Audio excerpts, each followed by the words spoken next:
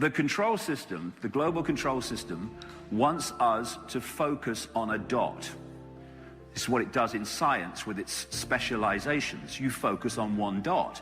And if you focus on a dot without peripheral vision, then you don't see how the dots connect, so you're completely in the dark of the bigger picture. You only see one dot within it.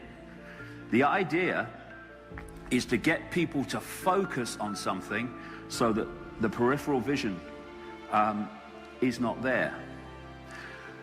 And as we as humans are passing through this maze we call life, trying to understand it, trying to survive another day or another week, another year, we have endless diversions.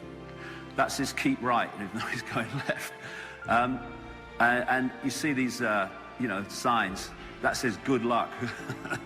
And it's all over society are these diversions to keep us in a bewildered state. What's going on? What's life about? Why are they doing that?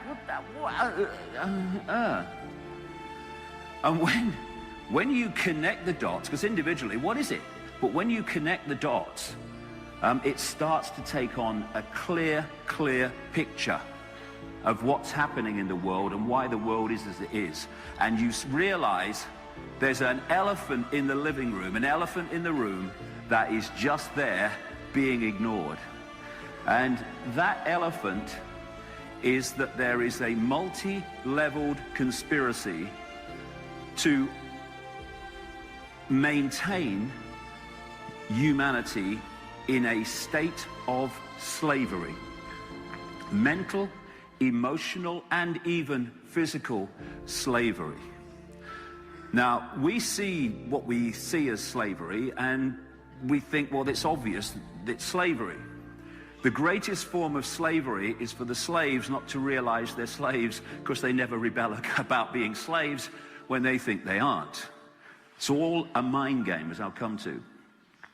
So in the early years after this experience in 1990, the synchronicity of information showed me that in this world that we experience all the time, that there is a network of interbreeding families who are manipulating global society unseen and are seeking to impose what we call a global Orwellian state, after George Orwell's famous book 1984 about the Big Brother state, which includes microchipping people, controlling us through vaccines and drugs, obviously the police state that's appearing all the time.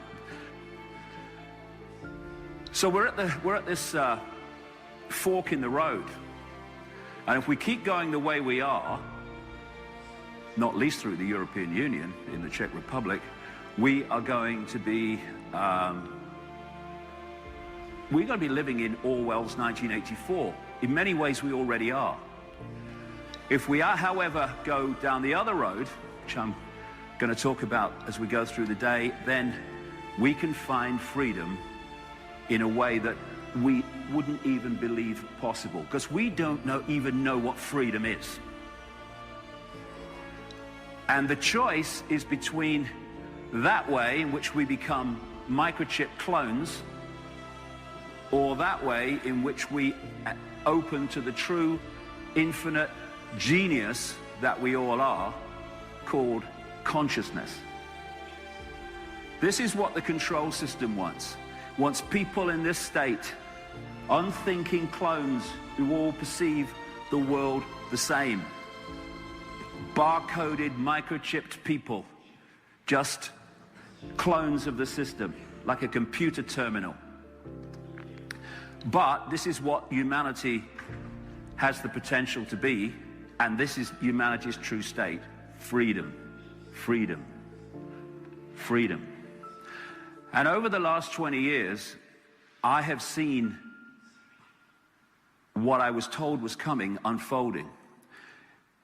20 years ago, in that period, I was told that there was a vibrational change coming, was already starting, and this vibrational change, which I dubbed the truth vibrations, was going to do two things. it was going to wake people up from their coma. The people who were less asleep were going to awaken first, and so on. And something else, it was going to bring from the hidden into the public eye all that's been hidden from us up to this point. Now, 20 years ago, there was no evidence of that whatsoever. Now, it's fantastic. The number of people are going, why didn't I see it before? And then look at it. All the information that's coming to light, vast tracts of which I'm going to present today, to give us a fix on the world and ourselves that we never even were thought about 20 years ago. It's happening. It's happening, and people are waking up more and more. Not the majority yet, nowhere near, but more and more every day.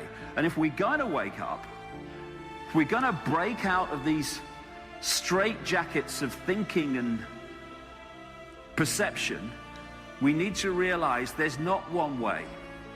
The system wants us to believe there's one way because it wants uniformity. Look at any tyranny, any dictatorship, and they want to impose uniformity. Look at communism. Look at fascism. There is another way. In fact, there's not only another way, there are infinite other ways. You don't have to all be the same. We can choose not to be. We can express our uniqueness instead of following the herd. We don't have to be faceless people in a faceless crowd. We can express our uniqueness. We don't have to do what everyone does. We don't. And you know, when we choose not to follow the herd, it can be very, very beneficial sometimes. In fact, often. You don't have to swim with everyone else. You can swim the other way. This man, John Mason, said, "You were born an original, don't die a copy." But how many people do? And the more they go through life and the more they take on the programming, the more they become a copy. You see children expressing their uniqueness, and as what we call life unfolds, you see that uniqueness being suppressed and deleted. The multitude is always wrong. It's an old proverb and is absolutely true. History shows it again and again and again.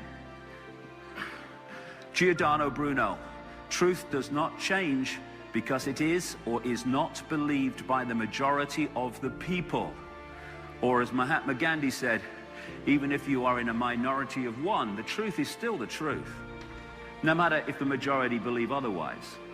Giordano Bruno was burned to death in 1600 for having the audacity to say that there were other inhabited worlds, that the universe was infinite, and that the earth was not the center of the universe. This is the stadium on which the entire control of humanity, whether it's in a country or globally, is played. The human mind. When there's a few trying to control the many, you cannot do it physically. You can do it physically in a small area with tanks and soldiers and stuff, but you can't do it globally. You have to get people to think the way you want them to think, and therefore behave and perceive the way you want them to see your control system as not the slavery it is. So the freedom, the real freedom, comes from freeing our minds from the programming of a lifetime. Freeing our minds from the idea that the education system is there to inform people and truly educate them, when the education system is there to program perception so the children become the adults that the control system can handle. Free our minds from the diversions of so-called entertainment that is designed to make us look over there while we're being further enslaved over here. Free our minds from the idea that the mainstream media, I've worked in it, the mainstream media is there to tell us what's going on in the world. It's there to give us a version of events which suits the control system. Free our minds from the fake messiahs who come along claiming change when they're just another mask on the same face that controlled the guy before. Anyone see the difference between Bush and Obama? Free our minds from the fake terrorist events that are there to create problems to which the control system can offer solutions, which is more control, more centralization of power. Free our minds from the fake terrorists, people like Osama bin Laden, who was on the payroll of the CIA. And then he's wheeled out to be the villain so that they can justify the invasion of Afghanistan. They can read your number plate from satellite, but they can't find him.